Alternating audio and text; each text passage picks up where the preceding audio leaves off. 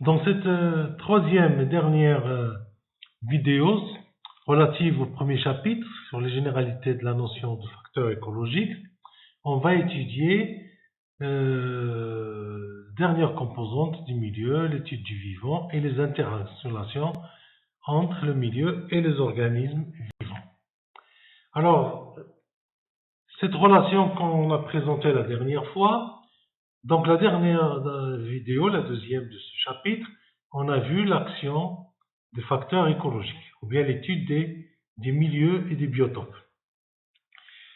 Deuxièmement, les êtres vivants, et c'est ce qu'on va voir aujourd'hui dans cette vidéo. Alors l'étude du vivant, elle peut être effectuée selon deux manières.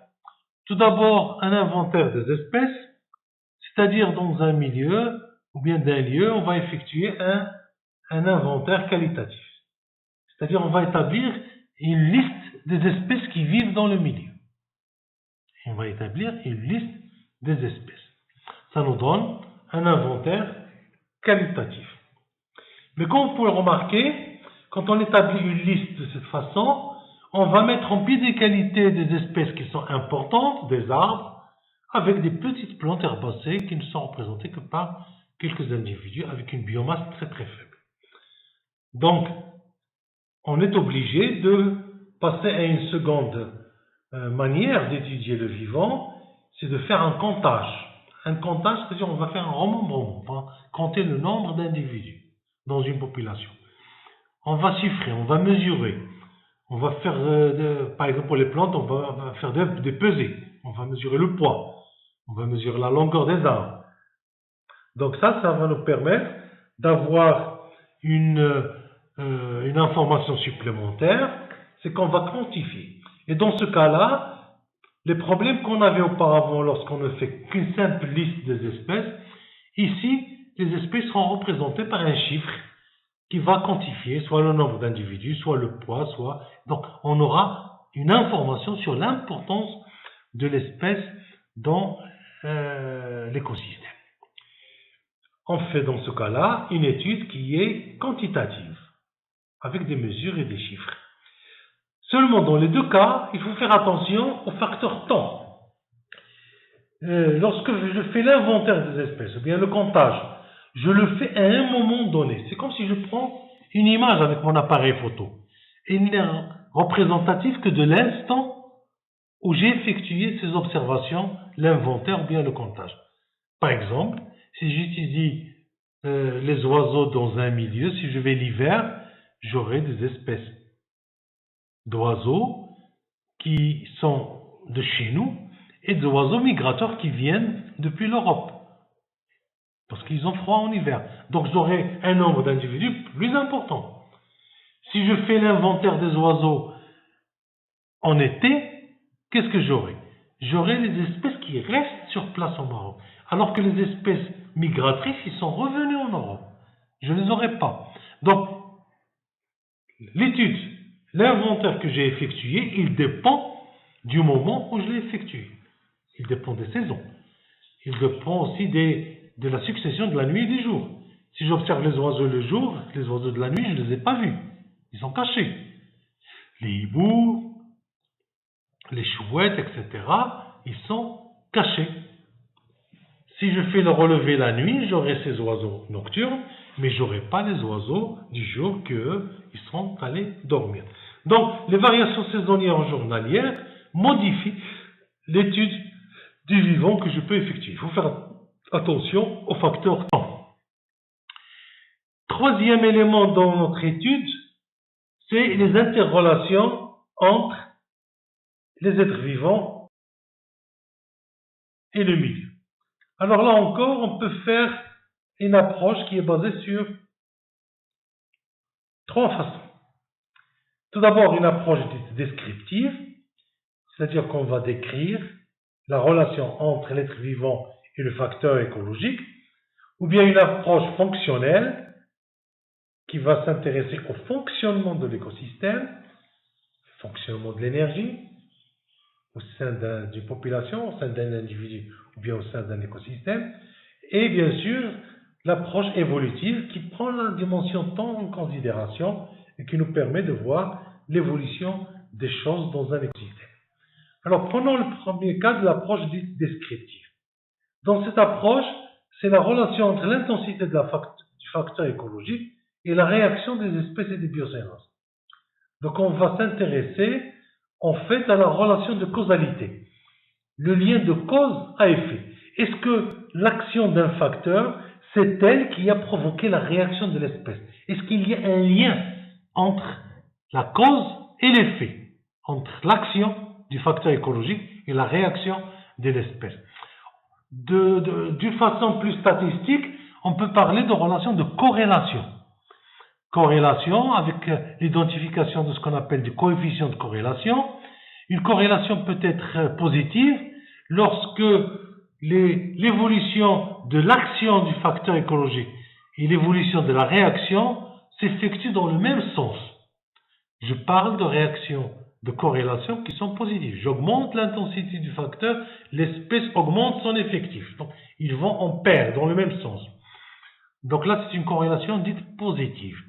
Dans un autre cas, on peut avoir des corrélations dites négatives. C'est-à-dire que les deux paramètres, l'action du facteur écologique et la réaction de l'espèce, ils n'évoluent pas dans le même sens. Par exemple, j'augmente l'action du facteur écologique, l'espèce, elle réduit l'effectif. Dans ce cas-là, le facteur écologique, il provoque une réaction contraire chez l'espèce. Alors que dans le premier cas, il est favorable à l'action. J'augmente l'action du facteur écologique, l'espèce augmente son effectif. Alors, illustrons ceci par ces deux schémas. Celui de droite, il représente la réaction d'une espèce n'importe laquelle avec vis-à-vis d'un facteur écologique X. Eh bien, vous avez, c'est une relation en courbe rouge, c'est la courbe de fréquence par exemple, et je l'ai transformé avec des figures en histogramme en bâtonnet pour pouvoir comparer les facteurs entre eux. Donc je prends cette espèce 1, et je vois sa réaction au facteur écologique. J'ai une courbe dite unimodale. Ça veut dire que j'augmente l'intensité du facteur écologique. Donc au début, ça monte jusqu'à la valeur optimale, qui est au niveau de la classe 3, et ça diminue jusqu'à la classe 5. Et au-delà de la classe 1 et de la classe 5, l'espèce est éliminée. C'est le même schéma que ce qu'on a vu tout à l'heure. Bien. Maintenant, regardons ce qui se passe à gauche avec l'espèce 2. J'ai les mêmes valeurs de classe. Les limites de classe pour le facteur écologique, je garde les mêmes. 1, 2, 3, 4 et 5. Ce que je vois, c'est que j'ai une courbe qui est plurimodale. L'effectif au niveau de la classe 1 est supérieur à celui de la classe 2, puis après de la classe 2, ça augmente, puis après de la classe 4, ça descend. Donc, on a un facteur qui n'a pas d'action directe sur l'être vivant. L'espèce, elle réagit de façon totalement aléatoire.